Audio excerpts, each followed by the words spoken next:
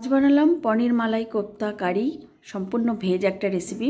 পনির মানে 2 কাপ কোরানো পনির নিয়েছি আর half cup কোরানো আলু নিয়েছি, মানে আলুটাকে বয়েল করে কুড়িয়ে নিয়েছি, হাফ কাপ হয়েছে। আর নিয়েছি 3 টেবিল চামচ ময়দা, তারপরে এর সঙ্গে অ্যাড করেছি ভাজা মশলার গুঁড়ো, নুন, আর নিয়েছি গরম মশলার গুঁড়ো, একটু চিনি দিয়ে এটা মেখে রেখেছি। আর এদিকে একটা মশলা তৈরি করব। সাদা তেলে নিয়েছি দারচিনি, এলাচ, জিরে, আর নিয়েছি কয়েকটা কাঁচা লঙ্কা, একটা মিডিয়াম সাইজের টমেটো, বেশ খানিকটা কাজু বাদাম দিয়ে নুন, শুকনো লঙ্কার গুঁড়ো আর হলুদ দিয়ে এটাকে মানে একটু সফট করে নিব, নিয়ে ঠান্ডা করে পেস্ট করে নেব। এবার পনিরটাকে আমি কোপ্তার মতো করে গড়ে নিয়ে ময়দাতে কোটিং করে সাদা তেলে ডিপ ফ্রাই করে রেখে দেব।